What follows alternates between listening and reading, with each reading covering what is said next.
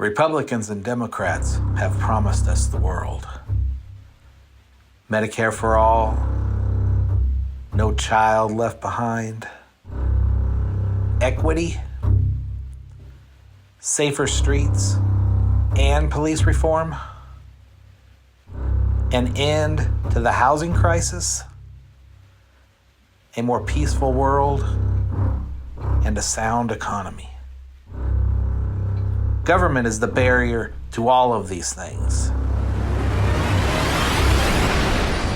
If you're sick of the lies, fancy slogans, and broken promises, then join us in the Libertarian Party and help bring a real free market to the U.S. and help set every individual free.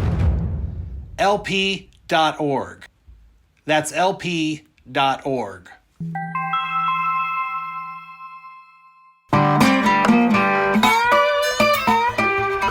Hello, and welcome back to the Liberty Blues Network. I'm Sean Osborne. Thanks for listening to the podcast today.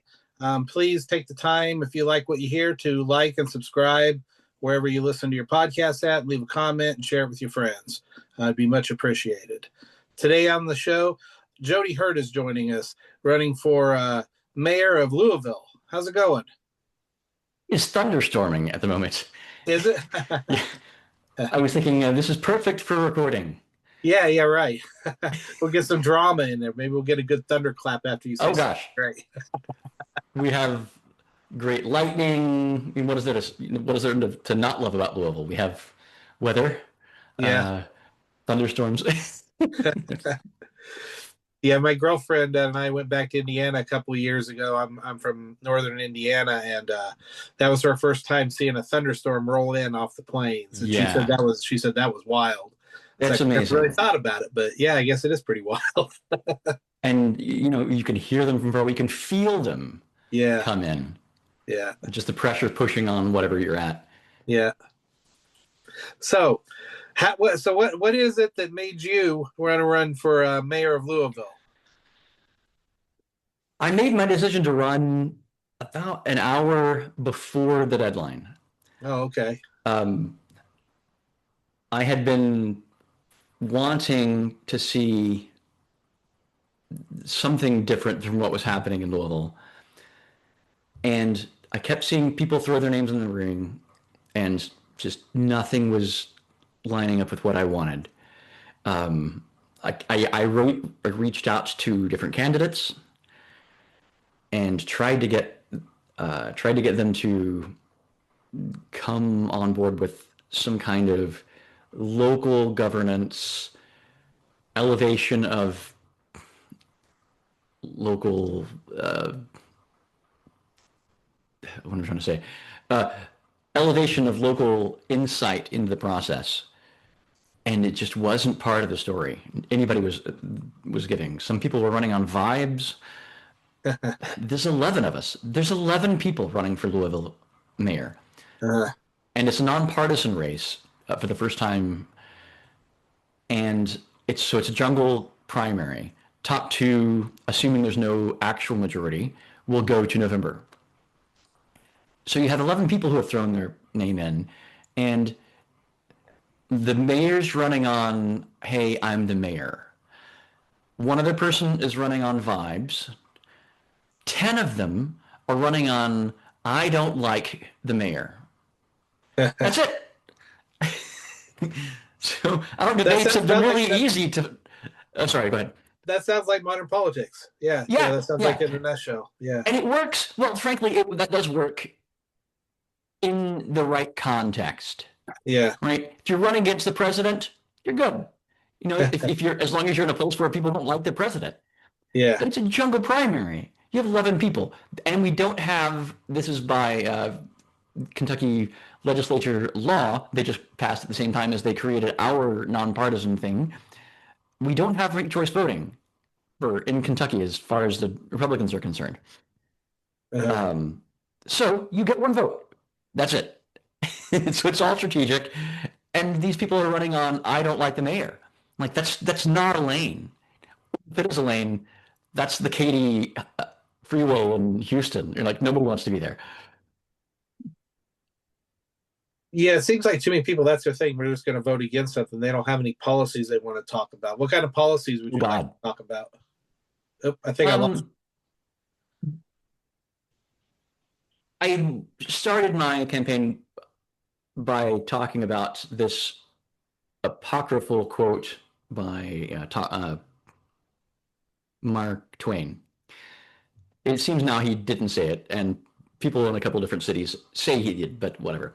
Uh, It's that when Armageddon comes, I'm moving to Louisville because everything happens 20 years later in Louisville.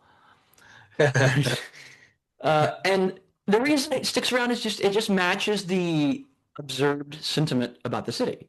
Everything's slow. And I don't mean like the way of life. I mean nothing happens here.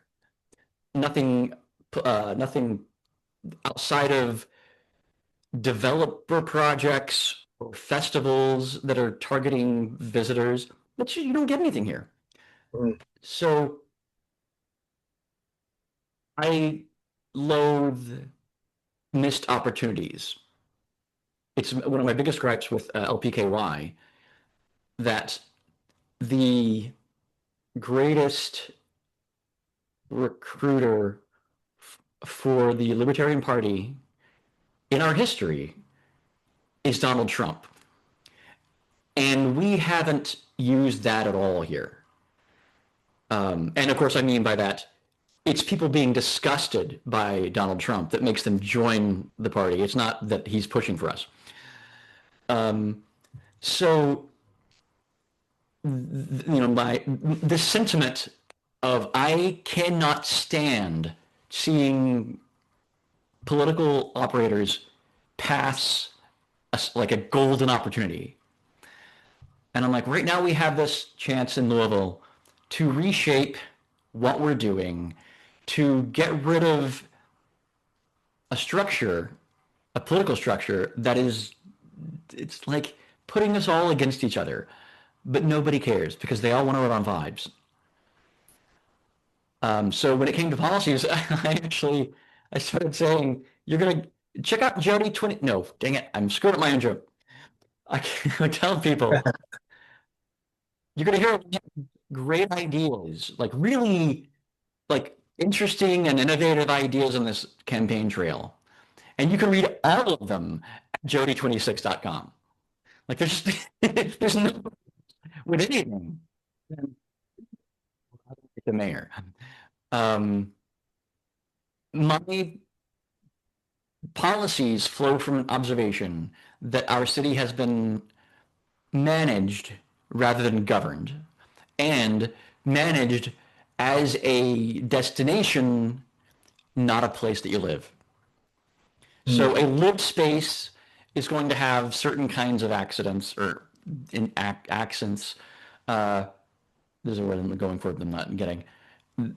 A lived space is going to have certain expressions, whereas a destination is going to have different ones. They don't have to be opposed to one another, but there is a priority, right? And for the last 23 years, we have been prioritizing the destination component of Louisville. And yes, the Derby is a global event in a small city. We have to figure that out. But that's one day a year, right? My argument is that all of the things that we are concerned about that are being presented as externalities from just not having enough jobs or being, a slow city or something, are really nothing more than being downstream of the fact that we don't have enough people living here. Like it's simple as that. Nashville, Cincinnati, Indianapolis, St. Louis, they're all 2, 3, and 4 times bigger than we are. And frankly, our cities are better laid out than any of those. We just do not have any influx. Do you think it's just because of, like you say, a lack of growth? Do people, when they grow up leave? Is it harder to start businesses there, so people go someplace else to do so, or what's up with that? It is not harder to start a business than the next place. There is very little funding. So when it comes to startup culture, that's virtually non-existent. When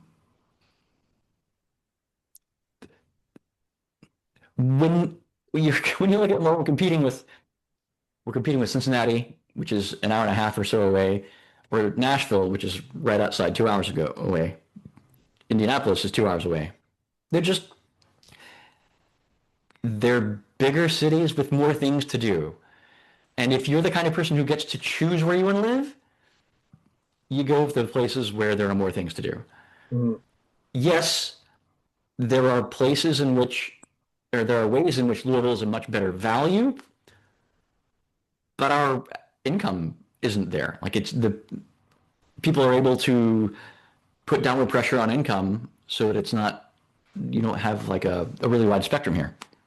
Mm-hmm. We don't have enough housing, not quite by half, but certainly by a fourth. One of the city plans is to build 70,000 new homes by, some unrealistic date. But we really need about 30,000 apartments and or houses like tomorrow. Is the government regulation keeping it from happening like here in California? No, it's lack of interest. There's just the neoliberal version of development would be what they tried to do here, and they try to do this in most American cities, which is to offer incentives and or just recruit the hell out of people to come and build luxury apartments or houses or whatever. But that doesn't work when the profit incentive is not high enough. Mm. I do think that it's a real option to build luxury apartments anywhere in the country right now because they're assets and people just want to grab assets right now, right? It's a really bad phrase, but they really want to be, let's cut that. Oh God. Yeah, that's awful.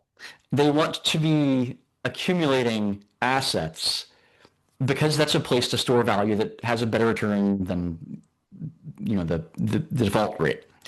So that's where you get into fine art blowing up, housing blowing up, apartments or condos. These things are all kind of inflated based on the same kind of thing, as where people are just trying to find a place to put this global pool of money. And yeah, I think they could build a couple thousand of those apartments, build houses here, $1 million homes in the West or the whatever we are. We go quite a long way, but nobody's doing that. Like there's just the development infrastructure behind that doesn't exist. There's not enough people who are trained to build $1.5 million houses in every city in the country.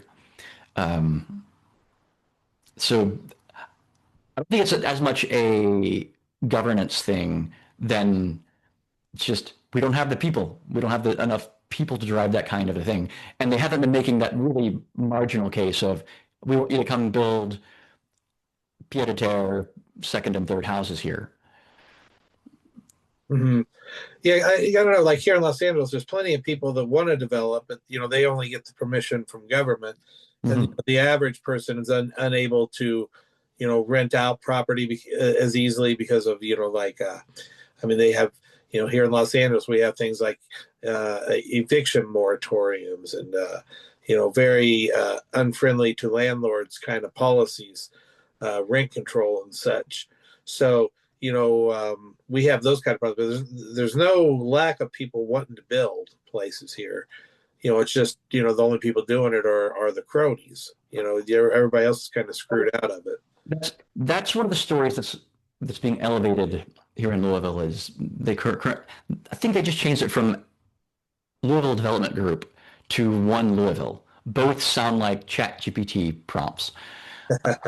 but they are, and I hate this term more than almost anything, public-private partnerships, because really that just means a handout to corporations.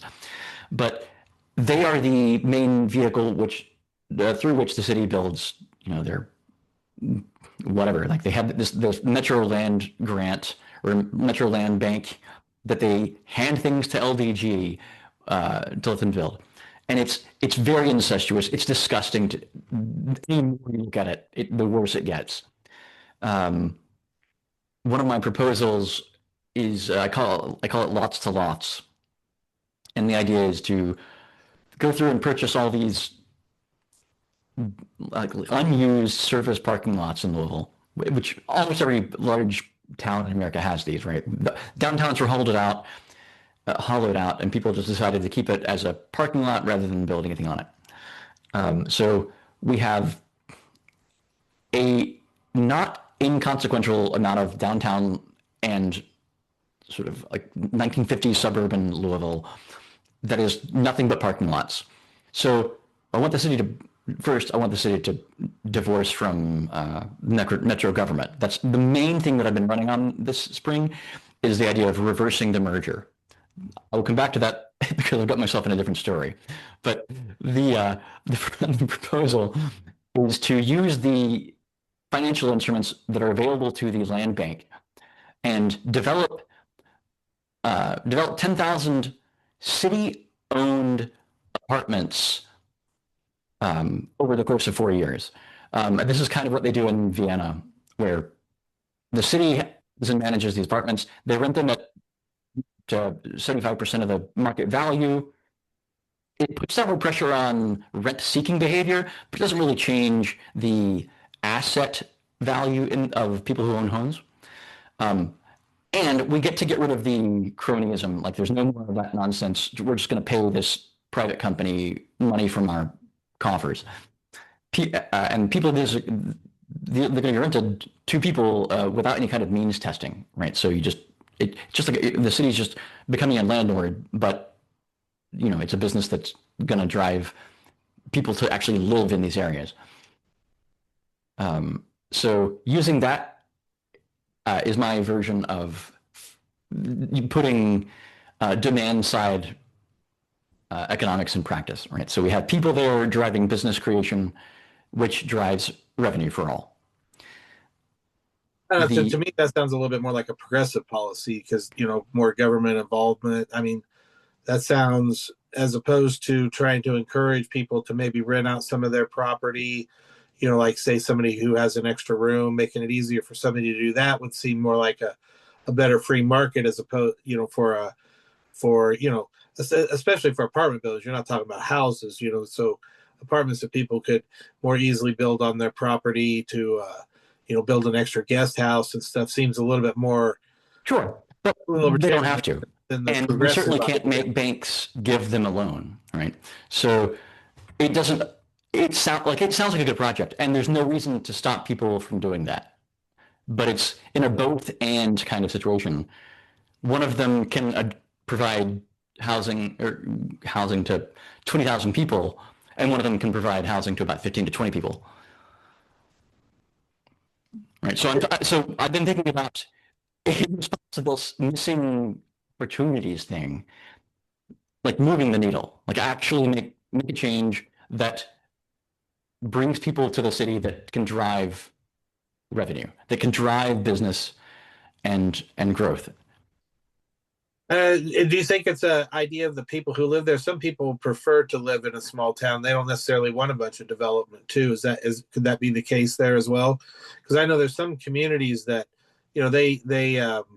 that's their goal, is to keep it smaller. They don't want the people. Maybe the politicians want something more. Like in my hometown. Sure. Town. The NIMBY versus YIMBY thing. This one's tough because I've never really been aligned with either of them. I think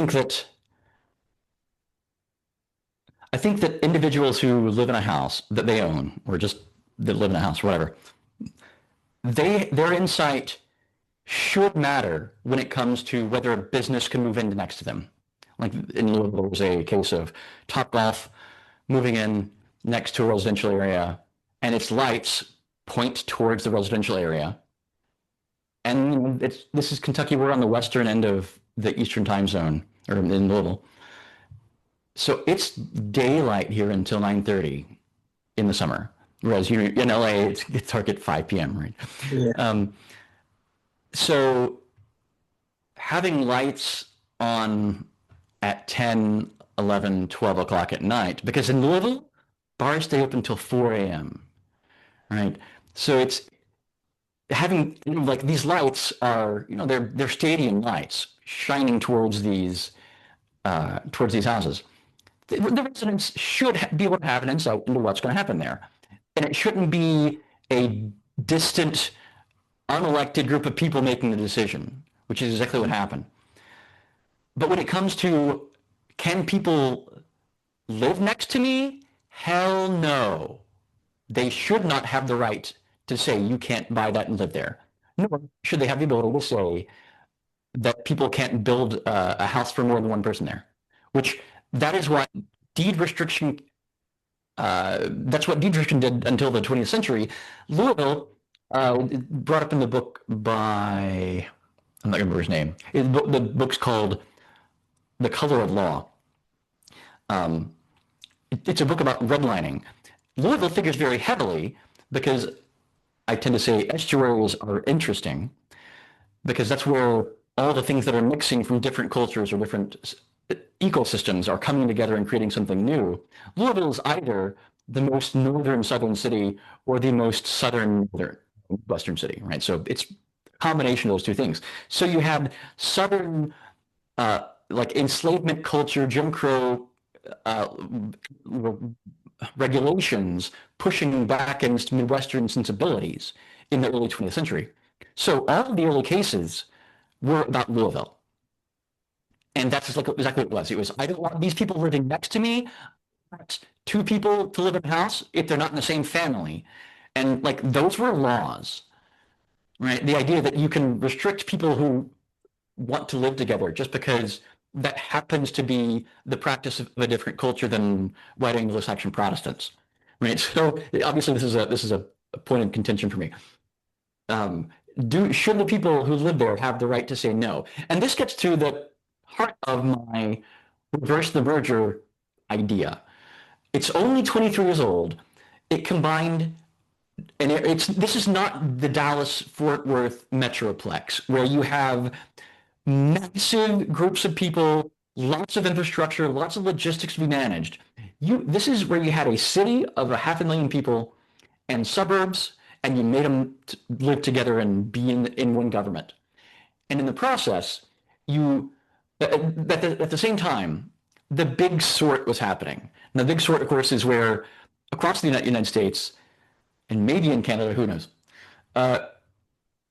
liberals and people who are really, it's just less conservative. So liberal of any stripe, left-leaning, left-wing or whatever, they've not moved towards the cities. At the same time, anybody with any kind of conservative bent has moved away from the cities and into the suburbs. So it's possible now to judge or to guess somebody's political affiliation just based on where they live, right? Then that was not a thing before 2000. So at the same time that we made this merged government, we made institutions that reflected the values of different people dissolve and push them together into one organization that represents the values of none of them. So right now, in South Louisville, there's an area called Valley Station. There's another place sort of to the east of it called Fern Creek, or Fairdale, which have similar experiences. Valley Station's going to be sort of the archetype here. They've gotten virtually nothing. I think they got a library built, and this is blue collar, working class kind of stuff. There's 40,000 or 50,000 people there, and it's not they don't have priorities. It's that people in Prospect, which is the wealthy, high income, high property value area on the east end of the town, they have a value. They have a veto on whatever they want to do in Valley Station. Now, sure, all of these places have a veto on what people want to do downtown. Now, absolutely, that makes sense, right? If you want to govern yourself, great. If you want to manage your neighbor, that is not okay, right? But that's exactly what we've done. And the question being, and this very long answer to that question, what are people who don't want that? Well, yeah, want to build run courtyard block apartments in Fairdale. I want people in Fairdale to have an amazing experience being able to live right next to a national forest and have amazing barbecue. Like that's the vibe. It's amazing. But downtown, in the Highlands, they want density. They want to be able to walk anywhere they want to go. And there's no profit motive that's going to drive that to happen. And in lieu of waiting for it to get to that, we can just build it. Yeah, you mean like you said, you want to use land that's already there and buy the land that's not really being used for anything. Yeah. Yeah. Have you found much of that message resounding with people there? Yes. The strongest thing is reverse the merger, which is certainly the thing that I've been leading with just for the last 4 months. My T-shirts just say reverse the merger, and then in much smaller letters, Jody for mayor. It's lead with the message, and everything else will follow. It's so far outside of the discourse that when I looked at like who's interested in reversing this merger, there was a gentleman on the east end town who's suing I don't know who he's suing, but he's brought a suit in front of the Supreme Court to say that our merger was unconstitutional to begin with.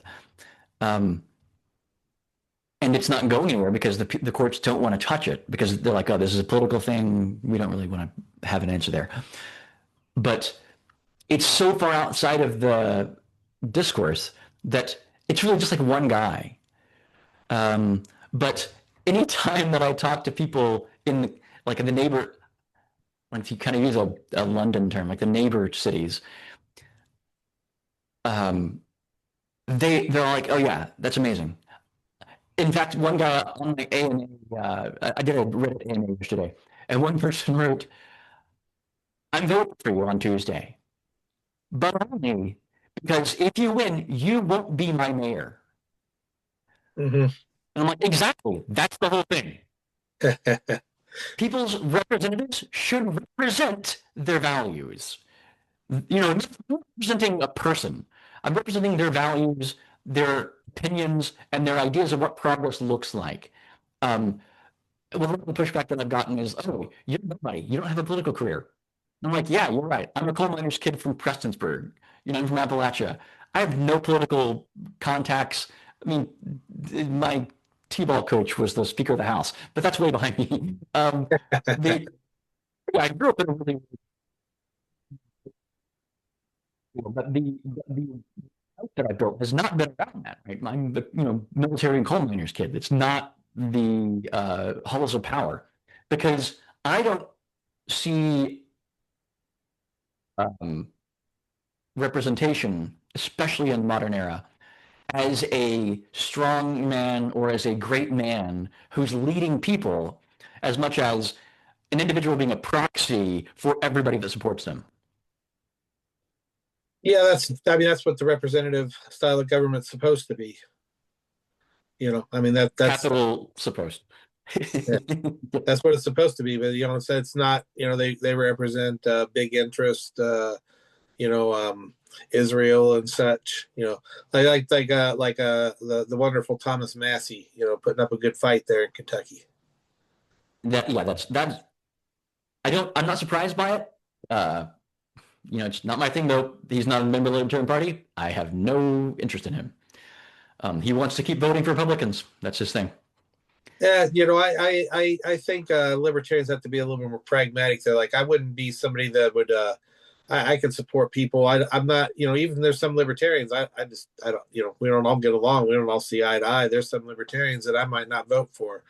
Uh, while there's still people that I could talk to on one party or another. And Thomas Massey's somebody that I think he's pretty consistent on the small government issues. I think it would be. This is not why I'm talking to you, but this will be like a mic drop. I have no interest in Thomas Massey, period. Nor Rand Paul. They can both go to hell as far as I'm concerned. They're members of the Republican Party, and they are that in capital letters with underline and type italics. Like, they contributed to this war in Iran. Like, that's them, right? There is no pushback against the administration that is trying to become one of the worst in the history. Right? I have no sympathy for anybody involved in that party right now. But yeah, that's neither here nor there. Yeah. Yeah, like I said, as libertarians, we all got different points of view. So that's part of being a libertarian.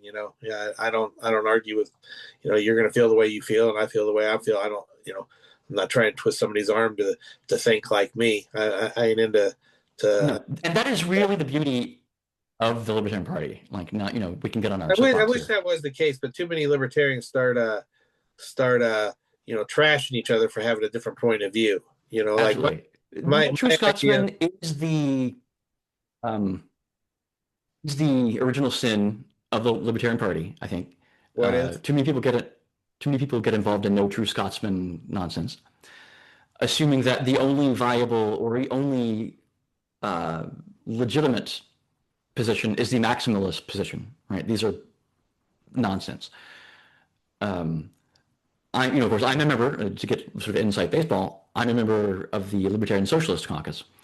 And I've been LibSoc since 2015.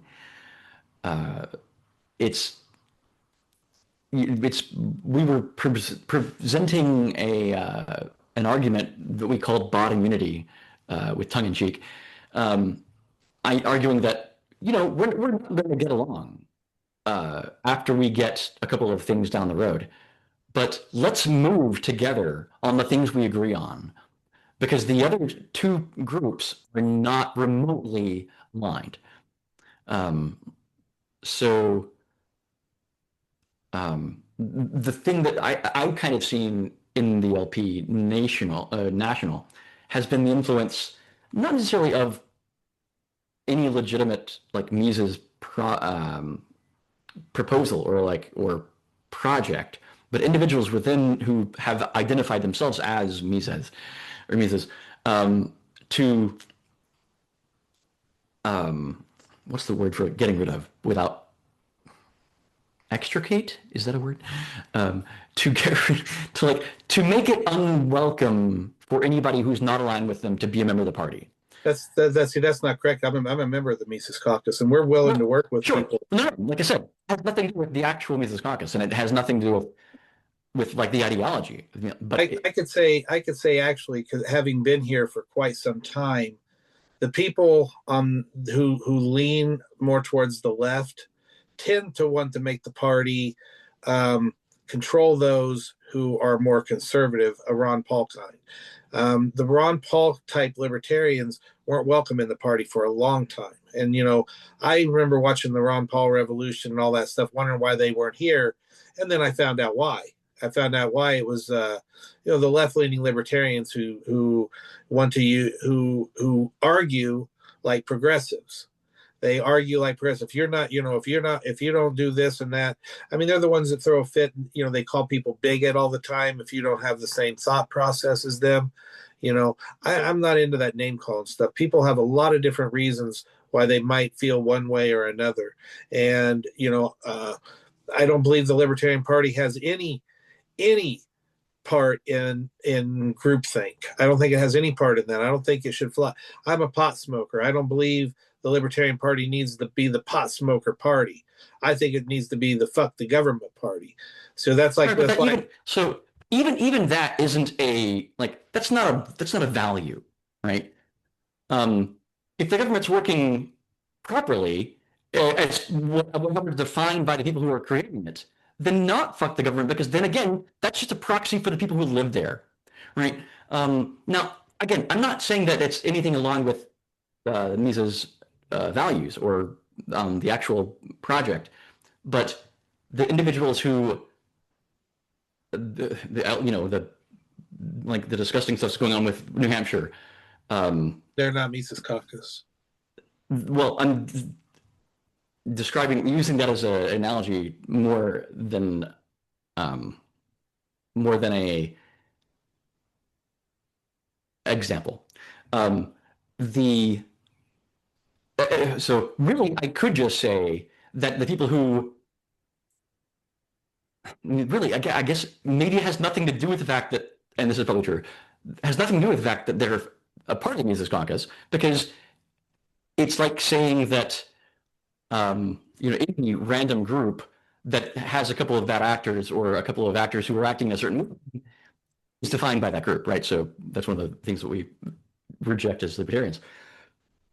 But the larger point that I'm saying, and this was observable, is that if you looked at the kinds of people who were gravitated towards the Libertarian Party in 2016 through 2000 and maybe 21, it was there was the the Rothbardian Chicago School economics people. There are people who are some kind of minarchist on the right, and then there's people who are like, I mean, I call them Republicans that just want to smoke pot. I'm not talking about you, right? But that's the thing.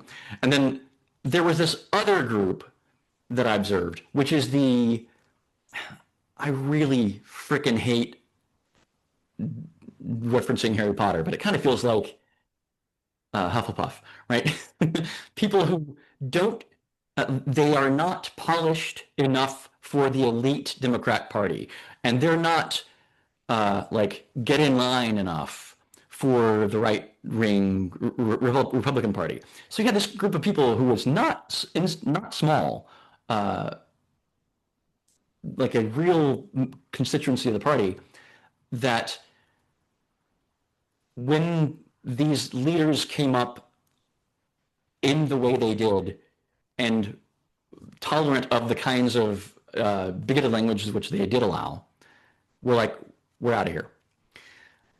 And that has made the effect of limiting the kinds of voices that are happening in the party. Like, I mean, the Libertarian Socialist Caucus itself is virtually non-existent. I mean, personally, I would say rightfully so. The ideas of libertarian socialism. I mean, I understand what you're saying. I mean, I'm against government. Now, if people in an area wish to live, and they wish the government to do the things that you're asking them to do, I don't have a problem with that. But then when they start forcing it upon people, and people also got to understand, once they might like how it starts off, but if you've read Hayek, you recognize that any institution like that in the future is going to be corrupted, and it's going to become controlled by people who don't have the same intentions as the people who started it. Those good intentions soon become somebody else's greed. So yeah, I mean, that's a story. It that's pretty much a fact. I mean, that's the way. No, it's not a fact. It reflects a lack of input from the community, right? So, and this is what happens is that individuals within power in these organizations, these governments, they create obstacles for oversight, right? And that's the problem. Because it's government. The government is a monopoly. No, of course, there's nothing to do with whether it's government. Again, good, small, whatever, these are not values. Maximizing liberty is a value. And I want to bring up something. You said that the Libertarian Socialist Caucus is going on. Tell me what tenet of libertarian socialism. Yeah, I'm vehemently against socialism. I Tell mean, me like I said, if people want to, tenet. Give me one tenet of libertarian socialism, please. huh? Give me one tenet of libertarian socialism. Socialism. No, That's it. let's hear it. Yeah, Let's hear it. You yeah, said you're socialism. happy. I'm against. You Again, said you're happy that the Libertarian Socialist yeah, Caucus is no longer. socialism. Tell me what Okay. libertarian socialism is. Well, first of all, I want to go back. I'll get to your question. Sure. But you had mentioned people being anti, so people from the left, more left-leaning libertarians were leaving. Now, keep in mind, Yeah. I came to the Libertarian Party from the left. I'm not don't have a right-wing bone in my body. I'm a musician, free speech guy, got into it, used to consider myself a civil libertarian. So I understand those things. But before, those pre-2016 when you were talking about, and those ideas around 2016 up to about 2020, the Libertarian Party was extremely hostile to people like Ron Paul. Why was that? Huh? Why was that? Well, that because they claimed he was a bigot. They use that word bigot. Why would they say that? Why would they say he's a bigot? Huh? Why would they say he's a bigot? I guess because that's no, not you guess. Why did they say he's a bigot? Why did they say he's a bigot? Yeah. Well, one was because There's of a reason. Article that had a picture in it. What was the picture? It was Was it just an article? Huh? Let's be factual. Well, first, I understand that, but it was a picture. Same kind of thing Gina Carano got in trouble for. It was a characterization, and unless somebody really knows, they might not. You are skirting things like an Olympic skater. Okay, let me give you. It was not just a picture, and it's not just an article. It was something that he owned and had a website for. It was a racist image that he published. You cannot remove his agency from that if he owned it. Just accept it. I don't think somebody posting something Live makes them. Okay, by your very own statement here, the Hollywood Bowl would be racist because they're putting on Mussorgsky's picture at an exhibition. One of the pictures from that exhibition was one called "The Banker," and it was a stereotypical painting of a. This is the stupidest argument I've ever heard. No, that's true. That is the Hollywood Bowl does not pictures at an exhibition. Mm-hmm. Story. It's the same thing. It was the same kind of picture. Do you have to know what that picture is to listen to that piece of music? Have you ever played pictures? Yeah. What's your favorite movement? I'm a classically trained musician, so what's your favorite movement? Huh? What's your favorite movement? I like the Baba Yaga. I like the opening, and I like the orchestrated version best. Which orchestrated version? The one Controlling, by the way. I believe it was Ravel that orchestrated it. There was an orchestra production by Ravel. There's one done by the Navy, and there's a band version done by the Navy, which starts with clarinets instead of trumpets, which is actually really quite interesting. It is. But your analogy is that Ron Paul can't be called a bigot, despite the fact that he owned an organization that published a picture that was racist that he should have known about.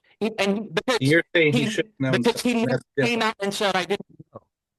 Not a single time did he come out and say, "I don't know. I didn't know what was happening." Had he said that, it would have been fine. Never did that. Did say, "This is mine." However, which is an organization that hires people to come and play music, playing a piece of music that is abstracted 4 times from that image, which was a bigoted image. But it's abstracted so far, there's no description of that image. These are the pianist's, these are Prokofiev's emotions that he got as if he had been walking through the thing. Mussorgsky.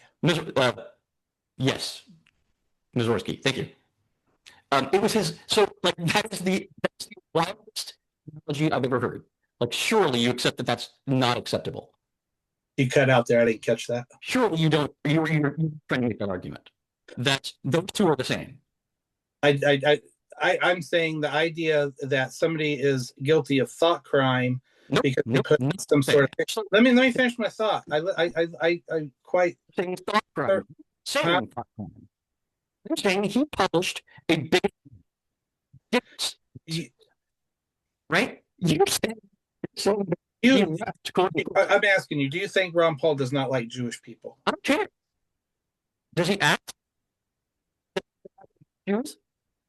You're cutting That's out. what I care about. I mean, some of the people he admires most are Jewish. We didn't. He had plenty, huh? That's not okay. That's not okay.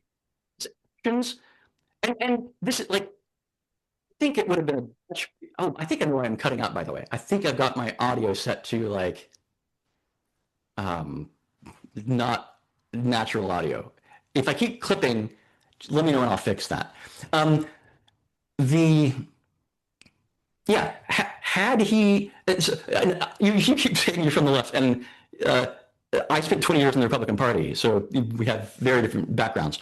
But when we talk about the canceling or the reason that some things are unacceptable for political or public figures, it doesn't involve not ever giving that person a chance. Actual leftist values say hold people accountable and let them grow.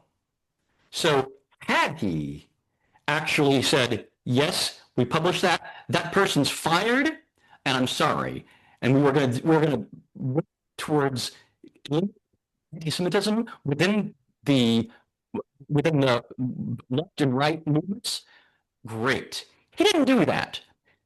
He hid behind, it wasn't my article. It's just freaking magazine. He owned it. Sorry, he respects the idea. You're cutting out really bad again. Good. Okay. Take a 2-minute break, if that's okay. Not even 2 minutes, maybe 30 seconds. I'm going to switch my audio. So apparently in Zoom, there's an audio setting that lets you switch between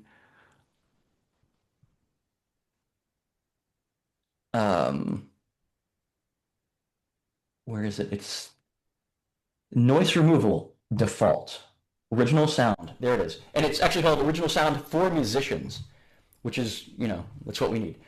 Before we go back to that, what do you play? I play classical guitar, okay, banjo, electric guitar. I'm an old metalhead. Oh, that's wonderful. Yeah, I'm a brass player. One of my favorite projects that I haven't, that's a project idea, is to do like Vivaldi concertos for brass ensemble with a banjo. Because those Vivaldi concertos, they all have continuo. And continuo is like, whatever we happen to have that can play a bass line and is plucky. And I'm like, well, that sounds like a banjo. I'm from Prestonsburg. My neighbors were making banjos when I was a kid, and so that sound is very familiar. Do you get to play much? Do you get to play much there in LA? Have you? Yeah, I play whenever I get a chance. I do more teaching than anything, but I have albums out. I mean, all my music is anti-government folk music. So banjo, guitar. I play piano, drums. I played a little dulcimer on the last album. Nice. And that kind of stuff. Did you do so there's two versions of that, The mountain. There's a mountain dulcimer and there's like a hammer dulcimer. Yeah, I do mountain. Isn't that cool? Yeah. Okay, so let's get to the crux of this, because you said that you are happy that the Libertarian Socialist Caucus is no longer thriving. And when I asked why, you said because it's socialist, and then I asked you to express a single tenet of libertarian socialism, and instead of that, you turned to Ron Paul. Well, I was getting back to the Ron Paul argument, so I wasn't skirting it in the slightest bit. So what don't I like about it? I mean, the idea that it still wants to work with government, and like your whole idea. My first thought was that your idea was progressive. I didn't think that was libertarian in the slightest bit. Your ideas tend to lean progressive. Can I tell you number 1, 2, 3, 4, and 5 what I don't like about it? I don't like the. Can you name a single thing, literally, that libertarian socialism? Your policy of buying the land and renting it out to people for under market value. That would be one. That's a policy. That's not a tenet of libertarian socialism. Okay, well, it's somebody the libertarian socialist is. So since I'm so wrong, then explain it to me. No, you haven't. This is why you're wrong. Because you think that it's good that libertarian socialism is not resurgent. and you can't name a single idea of libertarian socialism. Tell me what they are then. No. Except that that's a bullshit argument or No, I don't think position. bullshit. That you might be wrong. Tell me what. No, absolutely not. Except that you have made a decision before understanding the first thing about the thing you're making a decision about. I guess I base my opinion on the people who call themselves libertarian socialists. Okay, how many besides me have you met? Hold on. I've had other libertarian socialists on. I've had David Rovics on. Great, anti-war music. Things I really agree with him on. Uh-huh. I disagree thoroughly on things like Medicare and Medi-Cal and those kind of government programs. He is a libertarian socialist, has been for decades. Okay. And if where I grow into a problem with libertarian socialists is they're the people who want to make people guilty of thought crime. Maybe it's not. Maybe it's not their This is the second time you used that phrase, and I'm calling it out because the first time you used it was bullshit. Nah. It's not a thought crime to publish an image. That's a crime. It's not really a crime. It's an action. Publishing a bigoted image is an action. If Do it you was agree with that statement? an issue, yeah, maybe, but Do you agree with that statement? Huh? Publishing an image is an action, not a thought. I don't think every action is worth that kind of vitriol against it. I'm sorry. Is it a thought crime or not? No, it's not a crime. It's not. Is it a thought crime or is it an action? No, I'm not going to judge what somebody else did. I'm not. No. I'm saying you're calling it a thought crime. Thought crime is policing what somebody literally is thinking. I'm saying it's an action that you are rejecting as an action. Speech is just verbalized. An action. It's an action. Publishing is a verb. It's an action. Admit you were wrong. No, that's not wrong. No. So you're going to stand firm on Listen, publishing is not an action. The fact that you think something is bigoted doesn't. No. I'm pushing back on the idea that you think it's a thought crime when he published an article. That's just putting a thought on paper. It's published. My Published. music is part of my thought. You do I'm realize sorry. This is insane. Okay, so we're skipping this because you can't accept that an action verb means that there's an action involved. Good, we're good. But I'm actually with you that thought crime as actually existing is not a good thing. That's also not a tenet of libertarian socialism. So we're over one. Now, what you're trying to do is take the one, I guarantee it's not more than two other people besides me that you've talked to who call themselves libsoc, who have some kind of actions that they support, but you didn't ask them what they believe, right? You didn't ask them what are their tenets, did you? I just accept it. You didn't ask them what they believe, right? You have their policies, and you're critiquing them based on their policies. And then you critiqued an entire ideology based on these two other people. Now, if I were to pick two random people who call themselves, if they were called themselves ANCAPs, if I picked two random ANCAPs and said that is right-wing libertarianism, would you feel that's an acceptable analogy? Or would that incredibly small set of data, would that inform all of the right-wing libertarian ideology? Of course not. There are some people who consider themselves ANCAPs that I don't much like either.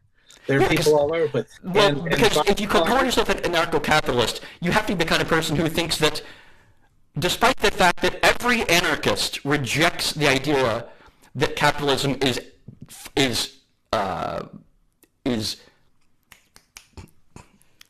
meshable, whatever, with anarchism, that you're going to call yourself an ANCAP.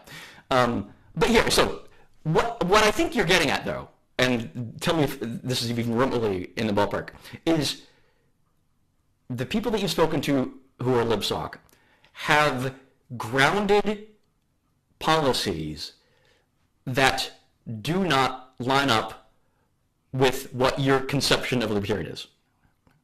I think libertarianism is a spectrum. So I don't say that what they're saying isn't libertarian. I'm saying I disagree with them in the conversations I've had.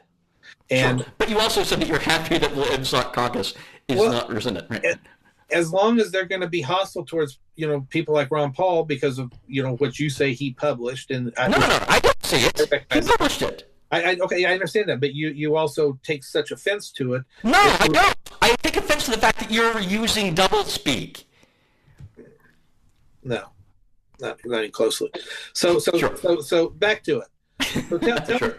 Since I've never asked the right questions to the libertarian socialists that I've talked to. No, it's that you've made an opinion about libertarian socialism without learning about it. I'm giving you the opportunity. Sure, this is great. My mind. So libertarian socialism, first of all, has not had much chance to grow and or really develop in a ideological or academic way, right? The bulk of libertarian socialists were killed by the communists, either in Ukraine or in Spain, right? There was an anarchist group in South Korea that helped fight for freedom against the Japanese, and then there's the Zapatistas in Chiapas State, Mexico, and they do not really engage in public speaking, so it's hard to learn from them. Our thought leaders were based on writings of people like Proudhon and, to a different extent, the bread guy, Peter Kropotkin, but far more about these ideas of ownership. And just like right-wingers, our process starts with ownership, but we don't assume that Locke was right. We don't assume that just because you found something and built on it that it's yours, right? And depending on where you're on the spectrum, you might assume that you can or you can't legitimately own land, right? When it comes to ownership, this is back to 2016 silliness, but I would talk about crickets, humans, and vampires, and how they represent three different experiences with things, right? So if you find a bike sitting beside, driving down the freeway, you see a bike there, take it, nobody's going to care. And if they did care and they push to get it back, they would have virtually no recourse. Even if they went to the state or whatever, right? If went to whatever. But if you go to somebody's house and say, "This is mine," that's not going to fly. But what if, and this is where the silliness comes in, what if it's a vampire? What if the person lived 100 years for every 10, so they're 1,000 years old? They buy a house in the villages, and they leave, and they go on a world tour for 300 years. They come back, that house is going to be occupied, right? But because the community didn't recognize what was going on. And this is where the crux comes from. Liberalism, and this is like classical liberalism and that version of things, assumes that the smallest unit of evaluation of any idea and or policy is the individual. Does it sound like a pretty solid statement of that? Mm-hmm. Yeah. So this is like a worldview thing, but it also feeds into the ideologies. So whereas socialism of any stripe assumes that the community is the smallest unit of measurement. As a libertarian socialist, the way we are using those words don't reflect the modern propagandistic version of things. For example, when somebody says, quote, "when the government does it, that's socialism," that is literally taking Joseph Stalin's line and sharing it. Socialism was much bigger than that before Joseph Stalin said that. It's just that the Soviet Union was so successful at what they were doing that they sort of squashed all the other versions. But liberalism in the They were same definitely way. successful at killing people. I'm sorry?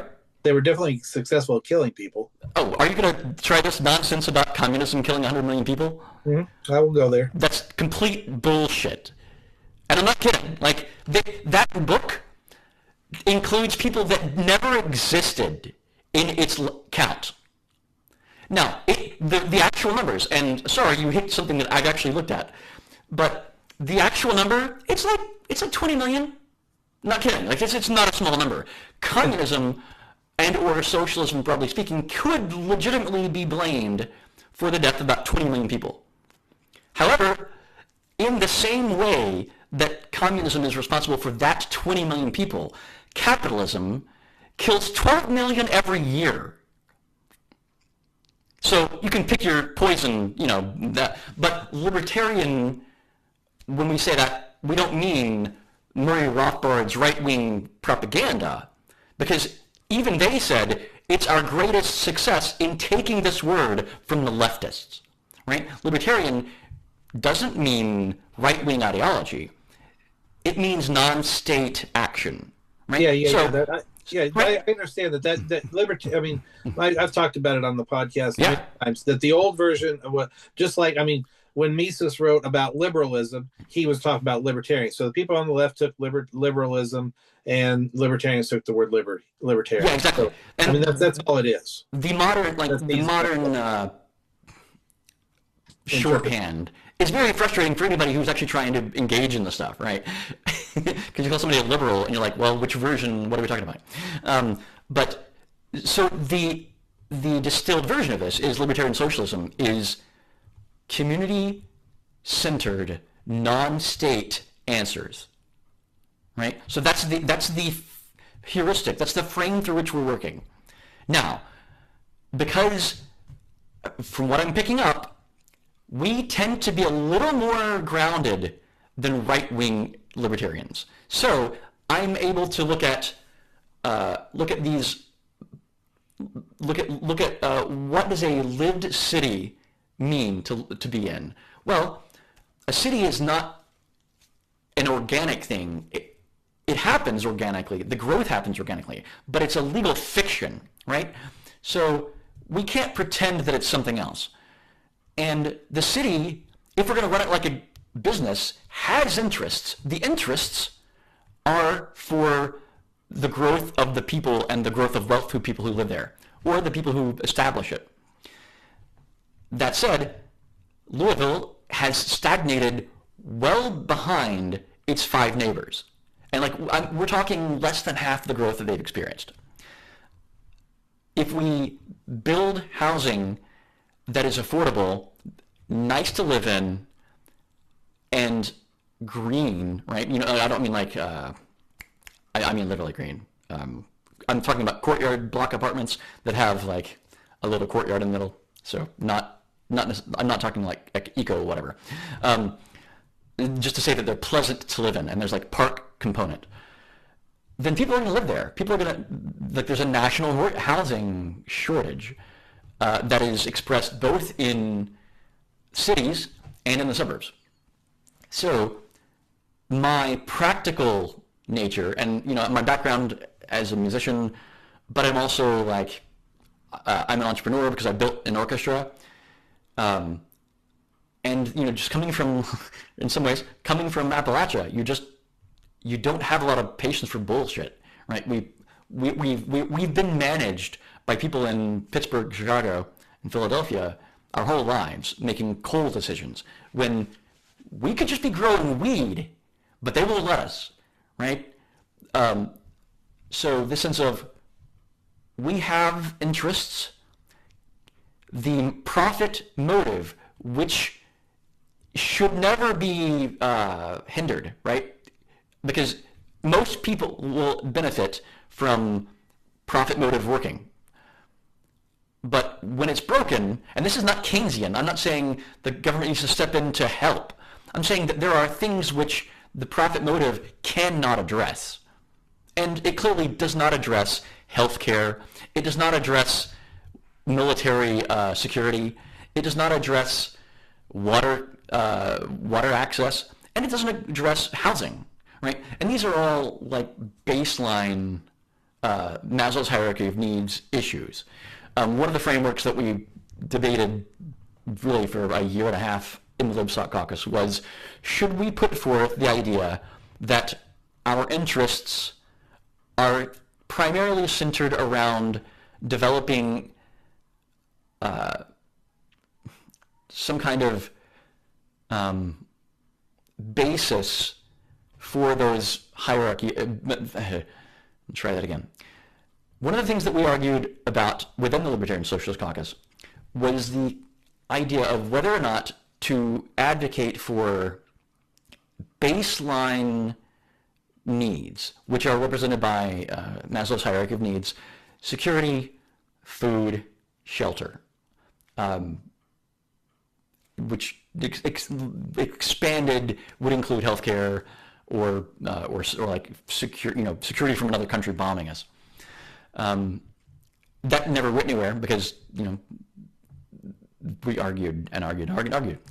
But that kind of the picture I'm trying to, the threat that I'm trying to make is within LibSoc group we had these values just like you might on the right, and our expressions of them are more, to my opinion, they're more grounded than right-wing expressions of their own values. Because in the general populace, if you ask what is a libertarian, they just say they don't like government or they don't like rules, right? Whereas you and I know that is not the totality of the expression of right-wing libertarian ideals, right? There's a lot more about growth and freedom to express that is not encapsulated in "don't tax me," right? Okay, so I mean that's no different than what I had thought you were going to say.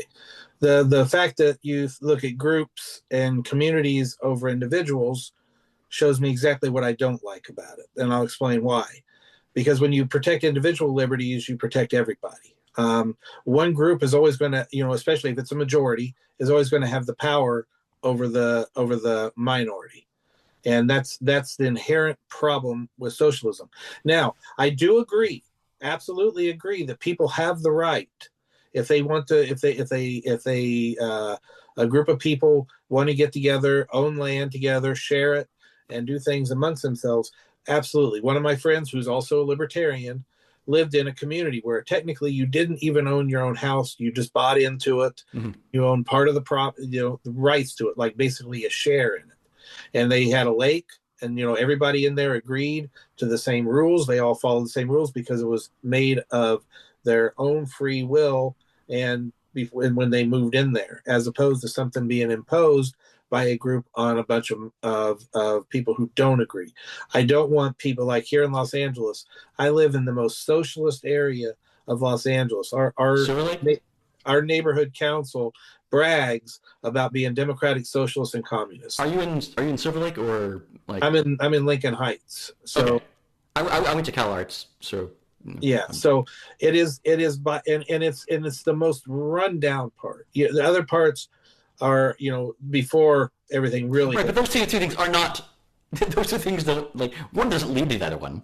But I think it's a better maybe way to say that is, despite their expressions of their values or their ideals, this place is not working. Right? They can say whatever they want, but it's not working in practice. Louisville? No. Here. Like the Lincoln Heights.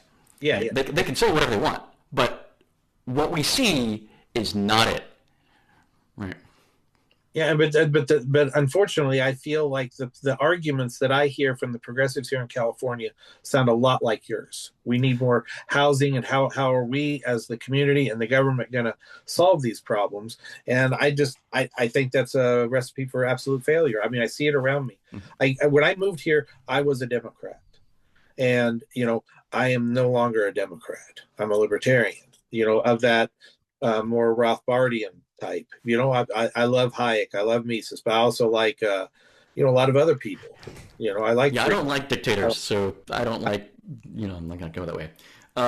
You don't like what? The dictate what? No, I did dictator. Wait, Pinochet and Hayek nonsense. actually, that was you're talking about Friedman when he went down there and talked to Pinochet. Yes, I am. Yeah, yeah. Why do I think those two are the same person? I see. Are they not the same person? There again, I agree that with him that you have to talk to people. I mean, he's not going to go down there and tell. What? I mean, Okay, we're not doing that. I'm not having an argument about whether or not to talk to dictators. I'm sorry. That's bullshit. Now I'm very curious about this. Like, so looking, if you look at what I propose, if you look at what I propose. That's also a very left kind of thing to say. I can't talk about that. What? No. That's nothing but like I'm not going to argue against nonsense. It's a bullshit idea that somebody thinks that you would like. I'm going to go talk to a dictator and that's okay, right? It's nonsense. That's not a right-left thing. That's just nonsense. That's a different opinion. Sure, you have fun. Go talking to dictators. I'm sure you'll have whatever. Go talk to Netanyahu. I'm not for Israel either. Well, you like dictators, so maybe you do. Is that a straw man? That's not what I said. I didn't say I love anybody. I didn't say love. I said you like. I mean, you see, again, you act as though I have to like somebody to talk to them. Again, a very socialist way to. I didn't say anything about liking the individual. I said you like this kind of person. I didn't say that. Not what I said at all. I didn't say. No shit. Okay. So my joke is not literal enough for you. Sorry, we'll ignore that. Maybe comedy's not your routine. No, it's absolutely not. Absolutely not, even remotely. That's why we became musicians. There's a great insight that Stephen Colbert had, which was, as they were making the Late Show, they said there's a synergy, or like this resonance between musicians and comedians, and why they can't understand each other at the same time. Because musicians play an instrument, comedians play the crowd. But they're both kind of like playing them. It's like that's not gonna work. Okay, so geez, it was this. You keep saying things like that thing that you just did. That is to me representative of all of the left. And that might be true, but we'll see. What I'm curious about is when you hear people in California talk about development, how are they saying? Like, what are they wanting to do? Like, because I guarantee they don't want to do what I want to do. They talk about building affordable housing, just like you. I'm not talking about building affordable housing. You said you want to rent it, you want to build it and rent it out at under market value. Yeah, that has nothing to do with affordable housing. When somebody says, "quote unquote," I want to build affordable housing, and this is California. This is not a leftist place. They're as liberal as you get. They want to build apartments or whatever, and force the developers to include like means tested, like restricted things, right? That is a Band-Aid. That is at once not effective long term, but also is a way to give money to pet projects to corporations. Yeah, that's what they're doing out here. That's exactly. Yeah, that's not what I want to do. That's the exact opposite of what I want to do. All right. Well, I mean, you like I said, you might have the best intentions. You get elected, but somebody who gets elected 10 years down the line and has that system you built with government renting things out might not work out so well for people. Sure. I mean, but that's everything. You can't plan for a bad leader 20 years down the road. You have to. You can. You don't give government power. You don't give. Okay, so let's go to this. You think it's fine? So, what version of minarchism are you for? Do you only want cops, or do you want an actual no government? Because I said this at the beginning. The maximalist position is not the only position. Yeah, I what I prefer and what I realize is doable are two different things. I understand. Sure. Yeah. So now your point is well taken. I don't have a Rothbard button to push, so I'm not going to keep trying to push a button that's not there. What I would like is, like I said, I live in a very progressive city, and I've seen the damage it's done. What I would like to No, you see a city that you attribute damage to an ideology that you do not understand. That's what I've gotten so far. I'm going to put it on the like cards on the table. That's what I get. Because you're talking about a city that is basically the capital of the El Norte. It is a Latino city that is being managed by people who moved there to be involved in Hollywood and Wall Street. And you're looking at that and saying, oh, this hodgepodge that includes LA, the West Side, the Eastern Inland Empire, and the whole thing is messed up because we have progressives here. You know what's funny is you keep telling me what I'm saying when I haven't said any of those things. Well, so what I'm trying to do is reframe what I'm hearing. And all of these actually end with a question mark. To that progressive mindset. No. Has nothing to do with progressive, because I'm not a progressive. Like, well, as far as the word means anything, I mean, what would you say? Does you keep using the words and then not defining them? What does progressive mean? Like, what sets of values set a progressive against whatever else? Because I guarantee you, the Louisville DSA does not like Jody Hurt, right? The group that is ostensibly the most progressive group around, they don't fuck with me at all. Like, they won't come near what I want to do, because I don't want to run things. I want the communities to have input into their own benefit. No, I understand that. I don't have a problem with the community having an input in it. Yeah, but that's not progressives. Progressives don't want that. Progressives want to manage things from a mountain. They want to. I mean, I guess we would call them tankies, right? They want to. They want people carrying cards to get access to all of this stuff. Right? There's no anti-government component, which is really the inseparable part of what brings me to libertarianism, right? So to answer your question, what do I see as the progressive problem here? Was that your question? Yeah. Yeah, the progressive problem is that we have council members, and I hate to tell you, they're not all white people. We actually had it. How long ago were you living out here? I left 16 years ago. Okay, so you didn't see when the Latino members of Villaraigosa and such. Huh? Villaraigosa and crew. Yeah, well, he was the mayor, but no, this is after him. This is 2-3 years ago. I forgot her name. But the 2 or 3 of the Hispanic council members were getting together to basically gerrymander. They call it redistricting here, right? Because it's Democrats doing it. So they were here redistricting, and they're cutting the black community in half, so that the black vote would have less, power and give more power to the Latinos. So it's not just about white people, this and that. That's another thing. It's all white liberals, this and that.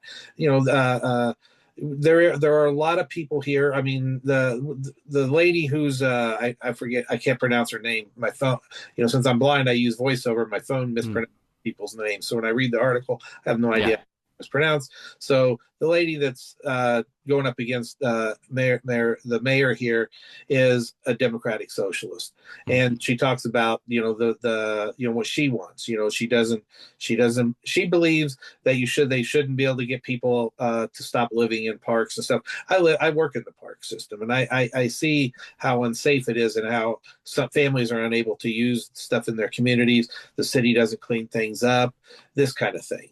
So I see the absolute neglect. I see the fact that the cops, if I want to talk from a left point of view, they've kicked my doors in for having weed in a place where it's legal for me to have weed, because they thought I was up to something that they didn't approve of.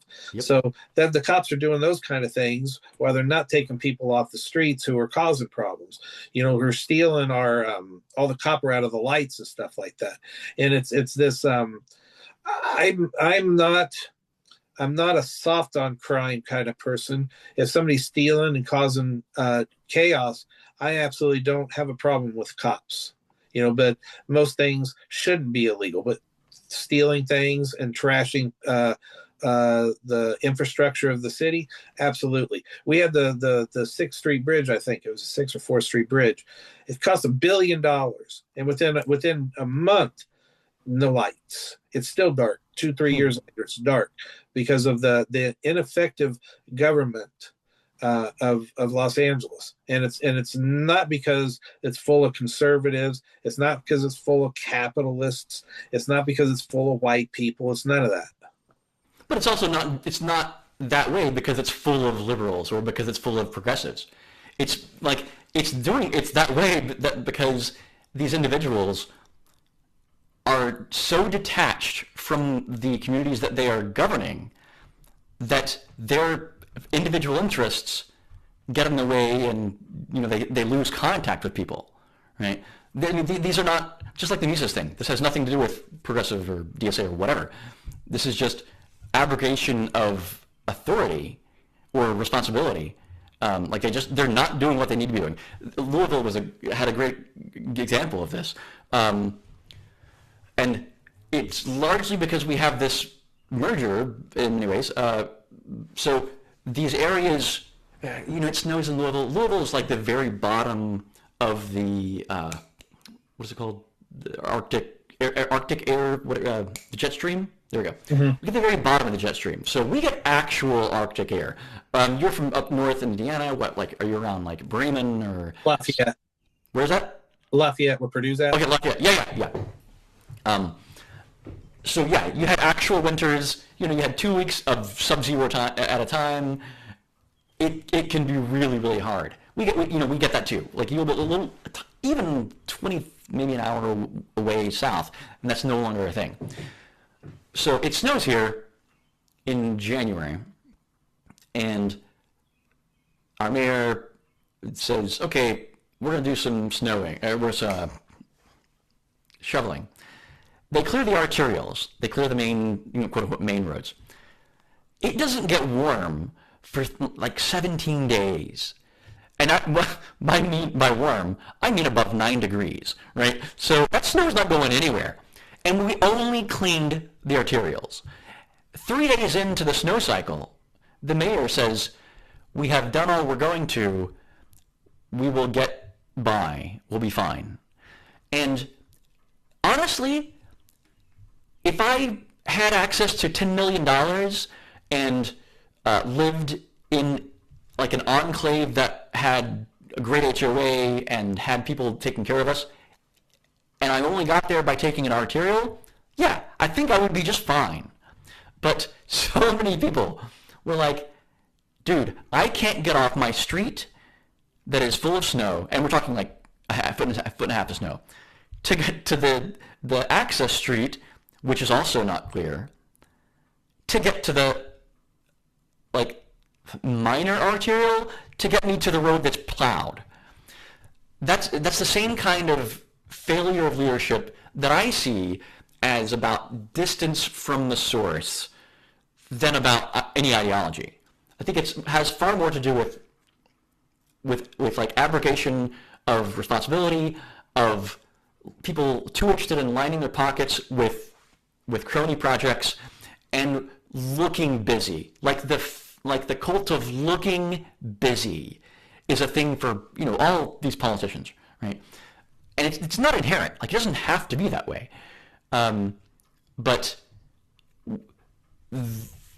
I really wouldn't chalk any wins or like these kinds of losses up to an ideology, because it seems far more like we're the managers and we're here to do no good. Oh, well, there's definitely conservative managers. Yeah. Like I said, I'm from Indiana, so they have the exact opposite problem. A supermajority of Republicans there, but I can definitely tell you, this city is run a hell of a lot more horribly than any city in Indiana. We've had multiple council members arrested for corruption, all this stuff. Again, they were all, had to do with housing. A lot of it, yes, housing and stuff. So the more we get government involved, the more we're going to have this. It doesn't matter if it's a conservative and let's face it, most conservatives aren't really all that damn conservative, as you see with Trump. He spends more than a Democrat. Well, this is it's a thing that it's so far outside of the public discourse that it hardly gets talked about, but certainly this is the place for it. Like the conservative movement we're really experiencing the conflagration of three branches of conservatism right now. Whereas you've got, conservatism has always kind of had it's an authoritarian project, right? Even the idea of right wing was about the monarchy, but it goes much further than that. Conservatism is some kind of loyalty to in-group, and then like elevation of the authority as a values system. But so that's always been there, and that's there. But with that, in a way that hasn't really been the case before, we have a broad, what do they call it? The capitalist, what's a capital and ideology? Thomas Piketty, he talked about the Brahmin elite in India. These like the moneyed classes who rule over people. That has been ascendant in the party, and it's sort of represented by Silicon Valley largely these days. And then there's the white/Christian nationalist project, which has always been latent in our politics, but is really ascendant right now. So you look at Donald Trump and say, well, this entire administration doesn't match what we had thought conservatism is. But I would say that really Ronald Reagan was nothing more than a nice version of Donald Trump. Like conservatism has always, in my view, been about getting money to the rich people through the levers of the state. Now, that's what it means in practice by those who practice it. It's never been the case that people wanted that when they voted for it. Right? Nobody's voting to give Donald Trump a $10 billion gift from the IRS to the whatever. Nobody's voting for that. So people are. The current administration is it defies breaking into these traditional molds. But I think that our moment that we're in for conservatism will be looked back on even maybe 10 years out as a intra-racine war that this DSA versus normie Democrats thing can't hand a candle to. It's not even like even our inter-racine like normies versus prags or whatever they were called, right? You probably know these terms better than I do when it comes to the LP, like the prags versus what was the other one? I'm the Mises Caucus.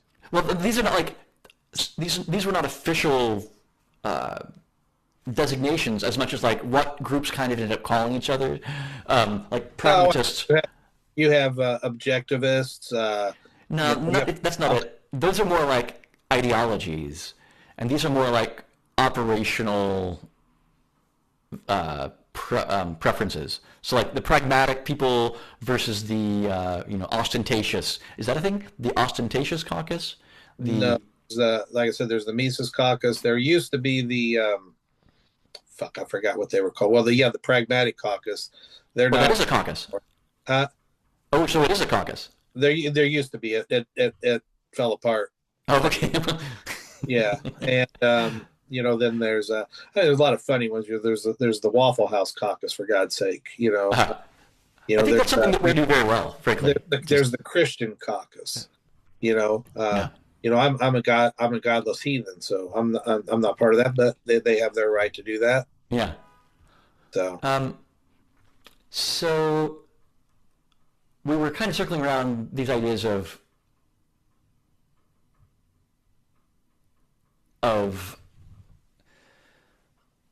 libertarian values expressed in what way in a political system where the primary expressions of values are coming from either some version of those three conservative things, so maybe like Heckseth and his white nationalism, Vance in his techno-feudalism and Trump in his authoritarianism, versus the centrist democratic kind of thing that's going on, where you have the two leaders like Hakeem Jeffries and Chuck Schumer, who really do nothing. Like, they don't really have jobs, but the real internecine debate is over whether we should be calling Israel a colonial project or not, right? Should we, do we observe that Israel is do we observe that Palestine is our version of Vietnam or not? And I do believe that whoever has any intentions on the Democratic nomination will have to have that answer squared away before anything happens. And I'm in Kentucky, Andy Bashir refused to call genocide a bad thing. He said his answer was, that's a litmus test that we said we weren't going to have anymore. And that rejection of a chance to express your values and just say very clearly genocide is bad. That, for me, no matter what else is going on, is a total non-starter. That person has no chance.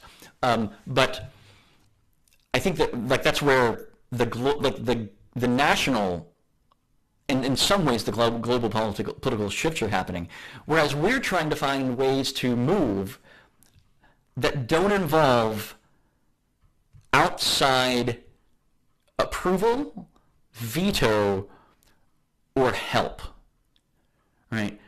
And so that really gets to why movement of any sort as a libertarian is difficult. We have this idea that victimless crimes are not legitimately crimes, right? I talk about the unholy trinity of sex work, immigration, and drugs, right? There's no victim in any of those three. So we observe that they're not legitimately crimes in any real way. However, they are the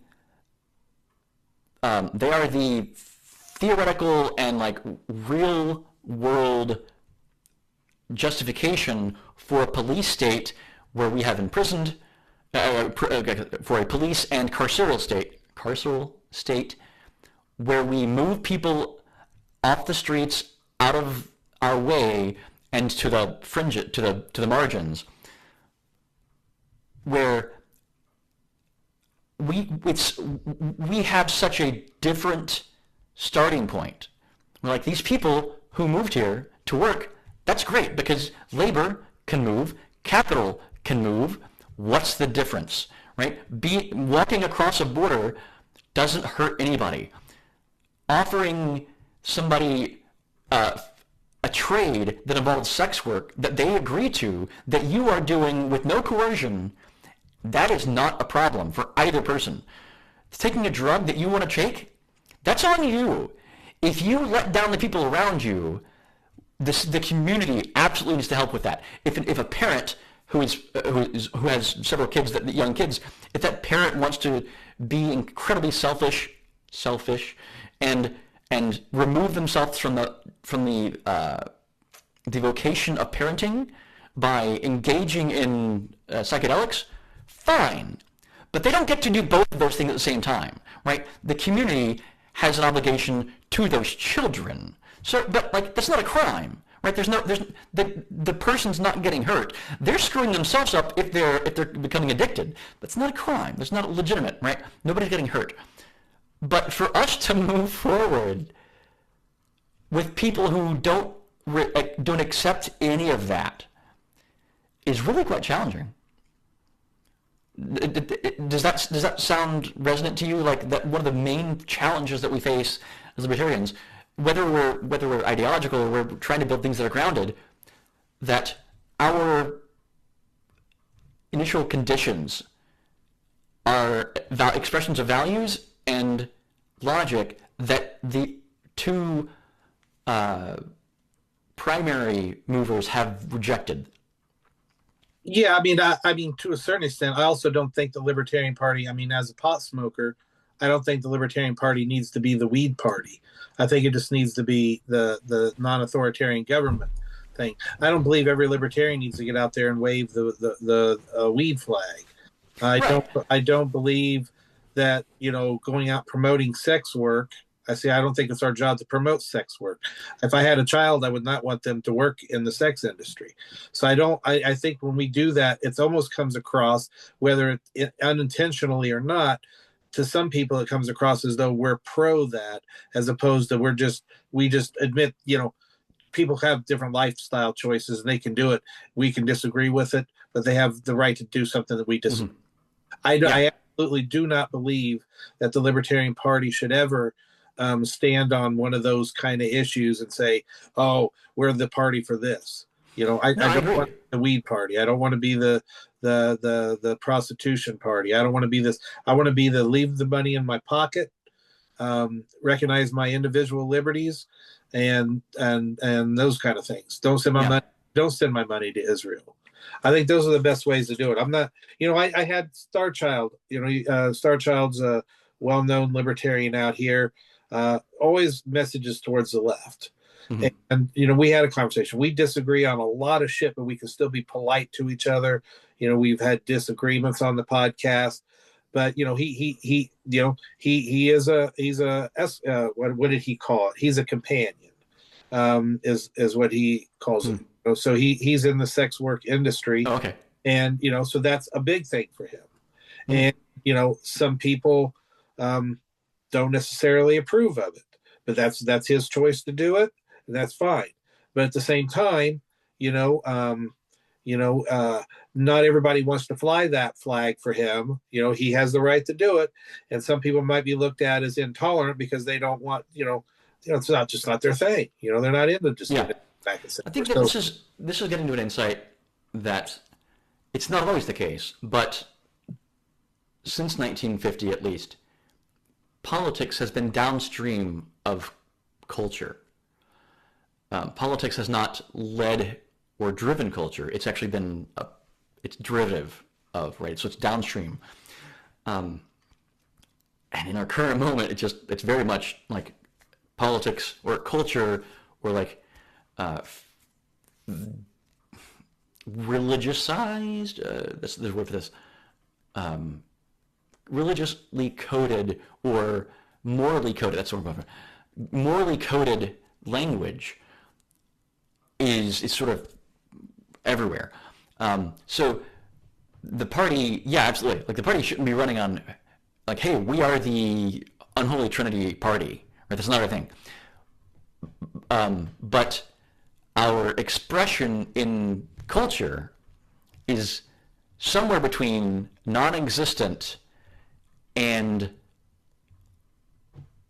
falling prey to the paradox of tolerance, right? Or the paradox of tolerance. So it's a cart horse donkey horse like problem, right? Because we have, like, unlike the other parties, which kind of started with individuals trying to get themselves in power, the Libertarian Party represents ideals at its initial conditions. The other parties came to their values after they came to their modern expression of values following the Civil Rights Act.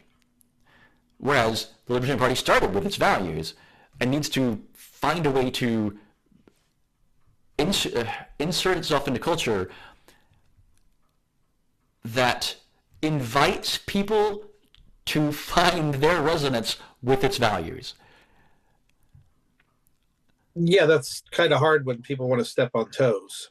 You know, like I said, I that's the argument I have with some of those things. You know, I feel like sometimes libertarians step on each other's toes. You know, left-leaning libertarians are very hostile about that sometimes. And, I have people on my podcast. I don't give a shit. I can hold my own in a conversation. So I don't care. I'll talk to people, like I said, Star Child and I That's Yep. 3 or 4 times, and I like him. He's a good person, good Mm-hmm. heart. We just fucking disagree sometimes, Mm-hmm. and I support him in him and his fight for what he wants, but it's also not my fight, Yeah. So and that's just the goal of libertarianism. Like when we say libertarian, I mean, I think it's up to each of us as individuals. You go out there and you promote your thing, your libertarian socialism. Hope the best for you with it, and I hope it ends up being more libertarian, but not based on force. At the same time, I want the same respect given to me, and I like I said, I can tell you that that's not the case a lot of times. Mm-hmm. A lot of times. Yeah. So because as I said, I'm somebody that came from the left. I understand it. Don't like it. So I do hit harder back against the left. I readily admit that, because that's the monster I know. And as an old metalhead, I grew up fighting the religious right. They were always outside of my Judas Priest concert and my Ozzy show, Black Sabbath, talking shit, telling us we're going to hell and everything else. So I was never a fan of those people either. So, like I said, I don't like groupthink, and I know a lot of Christians don't fit that model, and I know there's some people on the left that don't fit the model that I hit at. When I talk to my liberal friends, they're like, "Oh, what do you think about this?" I said, "No, I'm talking about the liberals." I said, I talk to my Republican friends different than I talk to my liberal friends. I've been saying it on the last few podcasts. I've been having a fun time trolling my friends in Indiana, because progressive California has better property taxes for the people than Indiana does. And they had a chance to vote for libertarian Donald Rainwater, and they dropped the fucking ball. And they voted for a guy, and now their property taxes are skyrocketing. Why? Because they didn't vote for liberty. They voted. Is that across the board? I mean, across the state? Mm-hmm. Yep.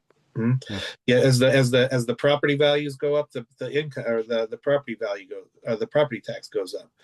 And when they overdevelop areas, or they government comes in to develop an area, like say maybe what you're doing, that would affect the tax property values in Indiana. I don't know what it would be like in Louisville. Mm-hmm. Here in California, we have it set. It can't raise up that much.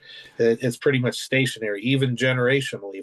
If you inherit, there are stories of golf clubs in LA that haven't been reassessed for 100 years. Mm-hmm. I'm against property tax, so I don't have a problem with that. Mm-hmm.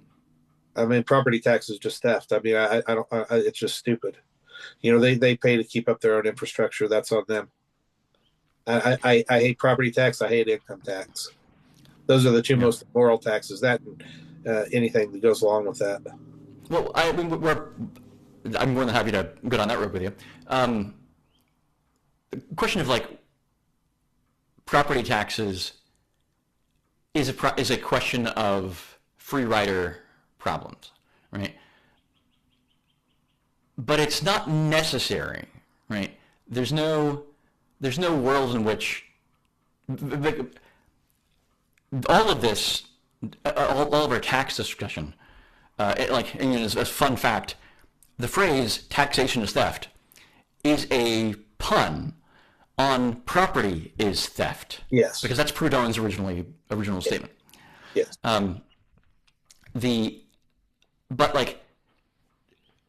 There's not. It's such a small. So take this for example. Donald Rainwater said, when you buy your house, you pay a 1% tax on it, as opposed to the in perpetuity that you pay now.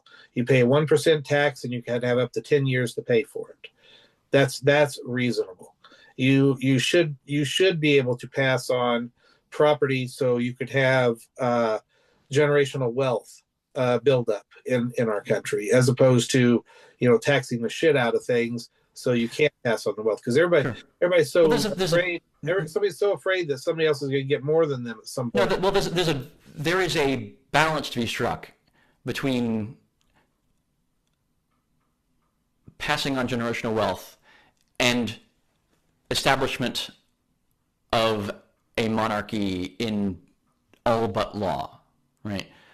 We don't want maybe you would, but the general sentiment within democracy is that we don't want a king, right?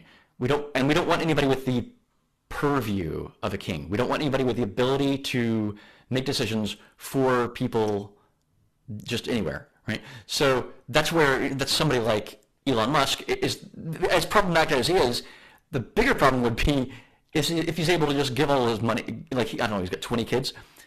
If you were able to give them all that money and then just all get it all, right? Because then you had established not just an individual who made a lot of money, but you've established a family monarchy in reality.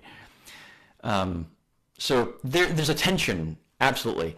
I think a lot of for me, when somebody says something like within reason, I tend to think well, okay, fine. Estate transition from family to siblings or to whatever, right? If you want to just pick somebody off the street and give them all your stuff, up to, I don't know, $10 million, that should be just gratis, right? No tax. Just it's a gift. But anything over that is a different kind of thing altogether, right? If you're giving somebody $100 million, we're no longer just giving wealth. We're transferring it's something of an order, literally an order of magnitude different from. I mean, a lot of the stuff they're transferring isn't actually money in the bank; it's stocks and things like that. So right.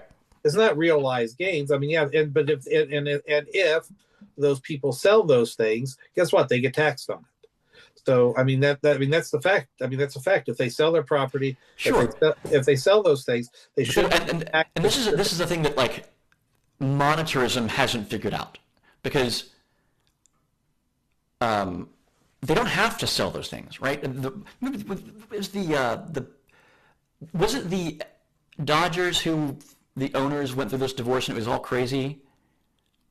I don't pay attention to that stuff. Okay, I think it was it. And I only tracked this because they had so much money borrowed we used to call it factoring. I think it was the Clippers, now that you mention it. I'm sorry? I think it might have been the Clippers. Oh, okay. No, the Clippers was different because the Clippers was forced sell because the owner was just this crazy person. I think it was the Dodgers. They got divorced. The Dodgers owners got divorced, and they, you know what? It's some sports group owners. That's what I know. Let's just be more basic. It was the Bad News Bears owners. The Sandlot folks didn't have a team name, but that would have been great. So sports team owners get divorced, and they track it because we have all of this money that is lended to them. They don't have income. All of their money is in ownership of this franchise, maybe the wrong word, but this team where you can say, oh, we're going to make, I don't know, $15 million a year? I don't know what the actual income of professional sports is. We're going to make 7 apples a year, and that 7 apples each year is going to be able to cover whatever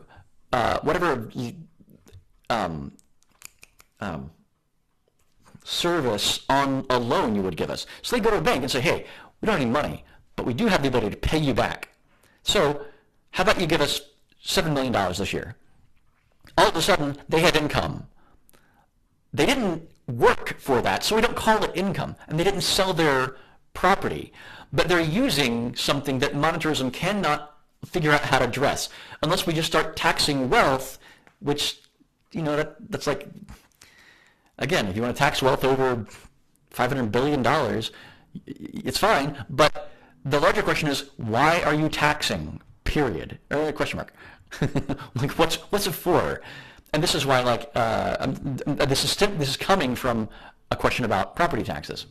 In Kentucky, children have a constitutional right to an education. in the 1980s, Jackson's County, which is in Appalachian County, the school system sued the state of Kentucky because the children in Jackson County were not getting the same quality of education as somebody in Oldham County. And that's not a problem, except that it's constitutionally guaranteed for them, right? So the current process in Kentucky, instead of shopping for districts, which is kind of a thing that most other states do, where you pick your house based on what school you go to, so that all of your money and the property taxes can go to that school. In Kentucky, it all goes into one pile, and per student, it is doled out to the schools. Now, the question is, okay, we're using dollars. What if we just didn't tax and expected the federal government to create those dollars for us? Because that's the only place where dollars come from, right? So this is the idea. This is the real insight behind what they call modern monetary theory. They go some wonky places with it, but the core insight is strong. The only producer of USD is Congress. They pass a law and they tell the Federal Reserve to create a dollar, and it created out of thin air. They do not borrow that money. They do not ask somebody for money. They create the money out of nothing. Because they can do that, why are they taxing us? We should be eliminating 90% of our taxes? And I'm not kidding. Literally 90%. Decimate taxes. The literal version of the word. Because the reason that we have property taxes is because we have to fund this thing that in Kentucky is constitutionally guaranteed. Technically, decimation would be 1 out of 10. We need something more than decimation. Did I go the opposite? Yeah, decimation was only 1 out of 10. Oh, decimation seemed like a picnic.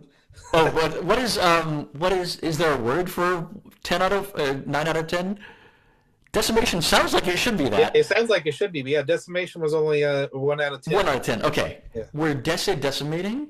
Yeah. Yeah, no, something. Was this loss? Okay, we are. Yeah. So we could just eliminate most of our taxes because the taxes are just trying to get something that the federal government creates out of whole cloth. So then just let them create the money, right? There's no reason for us to be arguing over, oh well, our property taxes are too high, which is almost always accurate, right? But think about people who live in their houses. They're 70 years old. They've been there their whole life. We're going to punish them for being a responsible member of their community who've invested in that area? No. But that's what we do. That's absolutely what happens. People are kicked out of their houses every single day because they can't afford their property taxes, just because people moved in around them and drove their property tax up. Mm-hmm. But not only is that nonsense, it's not necessary. We literally don't need to tax. The federal government creates dollars. If we need money in a municipality, then the federal government should be giving it to them. Right? Yeah, I don't know. It obviously, yeah, if they're doing that, I would just rather see them stop spending so much damn money as opposed to print money and making what we would earn and save worth less. That's just, see that when the money you earn and stuff is just worth less, that just encourages more people to buy, more things like property as opposed to saving their money in a bank or something like that. If you have to put it in a safe asset like land, well, that makes less housing available for people. Or things like that. So it just compounds it. Government just needs to get spending on it. Like a lot of these things, there really is just there's a balance to be struck, and there's a tension between volume, rate of change, and creation of dollars. But I think any honest observation of the shortfall of public funds in our country is on the order of 4 to 7 times not GDP. Like it's just GDP is no tax revenue. We're not funding things enough so that we end up just taxing ourselves to make up for the fact that the government's not that the organization that creates the dollars isn't paying for them.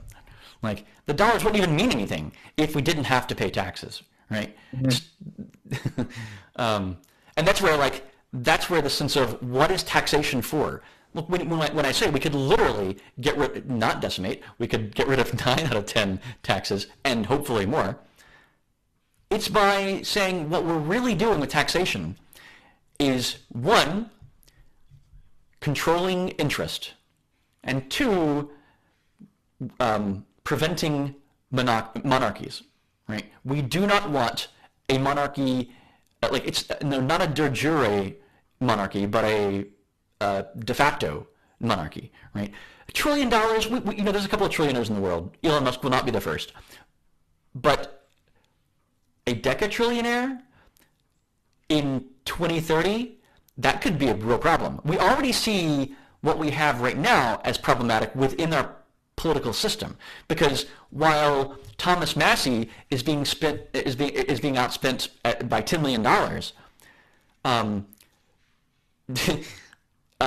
Elon Musk sent $10 million to loser Nate Morris in Lexington to run. He was running for Senate, and like at that level, that might move the needle, but like we need to go back and watch our 1950s propaganda Red Scare films.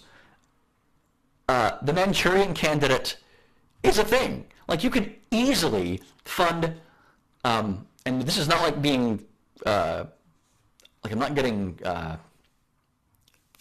dang it, dyslexia and words. I'm not getting a conspiracy theory. It's possible for an organization, whether it be a country or an individual, whatever, to work through a PAC, especially a super PAC, which does not have to disclose anything. Use that money to just say, I'm going to drop $1 million in every city mayoral race in the country. Like, that's a king's ransom for every single one of those.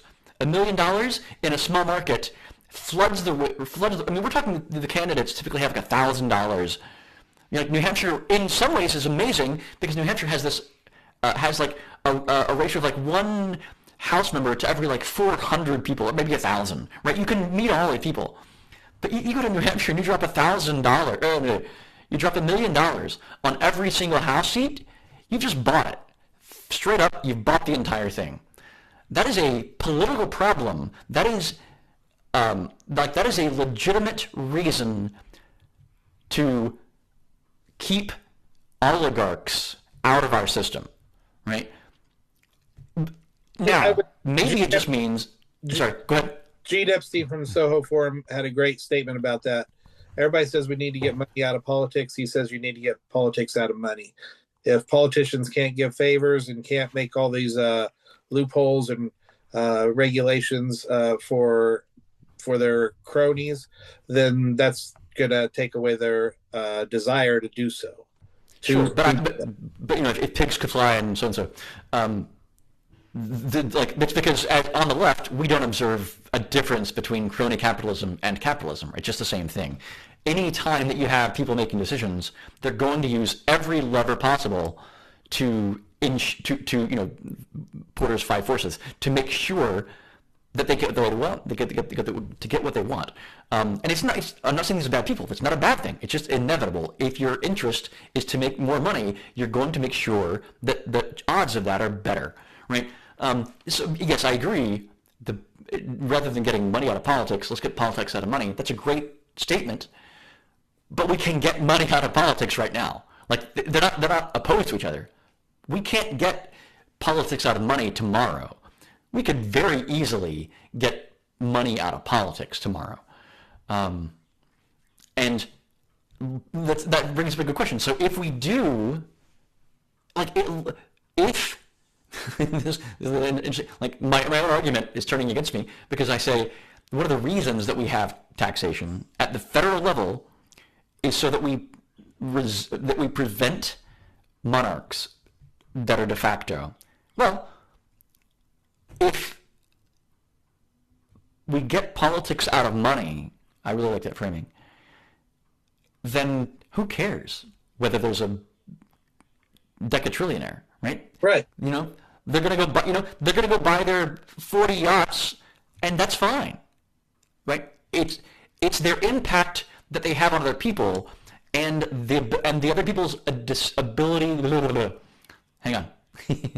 it's their ability to have an impact on the decisions that other people are making for others.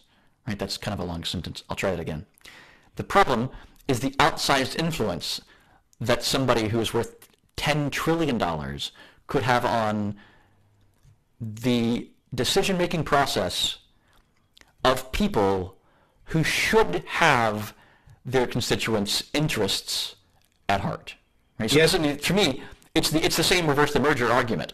I want the decisions closer to the people, and the problem with oligarchy is that it is a really efficient way to make that not work.